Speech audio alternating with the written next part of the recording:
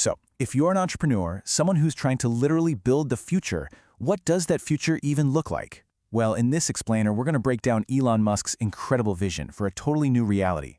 We're talking about everything from the end of work to the very nature of money itself. Let's dive in. Right off the bat, here's the prediction. A world where you don't have to work to survive. I know, it sounds like something straight out of a sci-fi movie, doesn't it? But there's actually a really surprising logic to it. And to understand how we could possibly get there, we first have to understand Musk's goal for right now. And it all starts with the platform we now know as X. But you gotta forget what you think you know about it. This isn't just about tweets and videos. For Musk, this is the foundational layer for a much, much bigger and way more ambitious project. So you might be asking, why buy Twitter in the first place? Well, in his view, the platform was basically amplifying what he saw as a far-left ideology, mostly because it was based in San Francisco, and that was creating a biased system. The whole goal with X is to pull it back to the center, to make it a neutral, global town square that just follows the laws of each country without putting a thumb on the scale one way or the other. But see, the grander vision here is what's truly mind-blowing. X isn't just about free speech. It's about creating a collective consciousness. I want you to imagine all of humanity as one giant brain with trillions of synapses firing. The platform, with things like automatic translation, is designed to be the nervous system that connects all of us, letting thoughts from every language, every culture, just flow together in real time. And this quote, it really gets to the heart of the ultimate purpose here.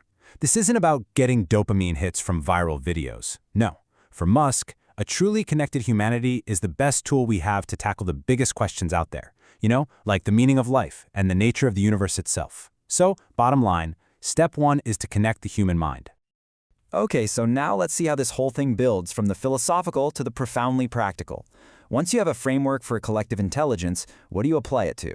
Well, you apply it to the single biggest technological shift in all of human history, the AI and robotics revolution. This is the question that will define the next 2 decades for every single entrepreneur and every worker on this planet. And Musk's answer is radical, and believe me, it's coming a lot faster than you might think. We are talking about a complete and total upheaval of the traditional job market. He lays out a timeline that is, well, it's startlingly short. We are not talking about some distant, far-off future here. Within a decade, just 10 years, we'll start to see radical changes, and in less than 20 years, we hit the tipping point where society has to fundamentally reorganize itself. Just look at that number, less than 20. Let that sink in for a second.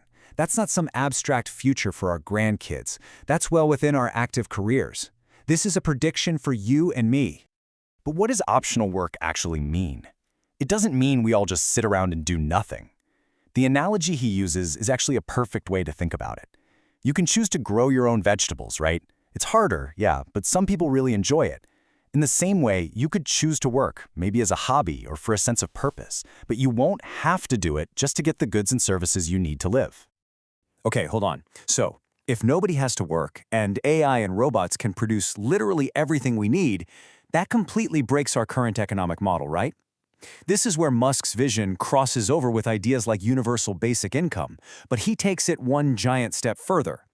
If the whole economic model breaks, what happens to the most fundamental tool of that model? Money. This is a truly mind-bending question, so stick with me here. Money, as Musk explains it, is really just an information system. It's a database for allocating labor, for keeping track of who owes what to whom. But if you don't need to allocate human labor anymore, what happens? The information system itself starts to become irrelevant. So the logic kind of flows like this. First, AI creates universal abundance. Then human labor becomes optional. Then the database for that labor, money, fades away. So what's left? What has real, actual, intrinsic value that you can't just print more of? You're left with the laws of physics. And here is the key takeaway. You can't just pass a law and create more energy. It's the ultimate, non-negotiable bedrock of reality. In this future, progress and value won't be measured in dollars or yen or euros, but in the generation and harnessing of pure power. So, we've connected all of humanity, we've revolutionized labor, we've redefined economics, but what's the point of all this? Let's zoom out one last time to the biggest question of all, the one that ties everything back to that initial goal of expanding consciousness. I mean, why this relentless drive to understand what's really going on? Maybe it's because the rules of our reality actually favor that very drive. Maybe understanding the game of life is the whole point of the game. Now, the argument for this is surprisingly simple, and it's something I think about all the time. Just look at the trajectory of our own video games. We went from Pong, two rectangles and a dot, to these insane, photorealistic, multiplayer worlds in just 50 years. If you just extrapolate that trend, it seems inevitable that we will create simulations that are totally indistinguishable from reality.